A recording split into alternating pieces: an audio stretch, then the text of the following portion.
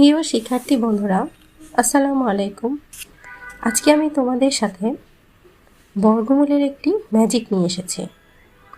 আমরা এই ধরনের বড় বর্গমূলগুলো করতে অনেক সময় লাগে এবং ভুল হওয়ার সম্ভাবনা থাকে। আজকে আমি তোমাদের এমন একটি ম্যাজিক শিখিয়ে দেব যাতে তোমরা সহজেই বর্গমূলগুলো করতে পারো। যেসব সংখ্যার শেষে 25 থাকবে সেই সব বর্গমূলগুলো তোমরা এই নিয়ম অনুযায়ী সহজে করতে পারবে। তাহলে আমার সঙ্গেই থাকো। এখানে লক্ষ্য করো, প্রতিটি সংখ্যার শেষে আছে 25।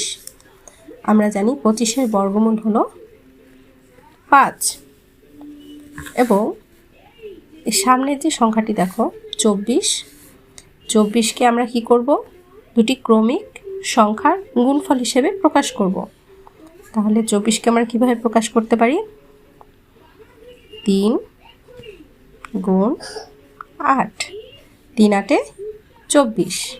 এখানে সবচাইতে যে ছোট সংখ্যাটা সেটাই এখানে বসিয়ে দেব।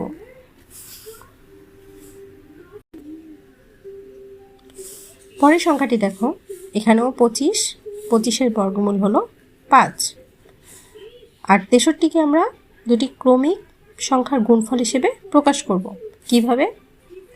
7 গুণ 9, 7 9 63। এখান থেকে যে ছোট সংখ্যাটি সেটি আমরা এখানে লিখব। তাহলে 6325-এর বর্গমূল হলো 75। এর পরেরটি দেখো, এখানেও 25-এর বর্গমূল 5 আর 72কে আমরা কিভাবে প্রকাশ করব?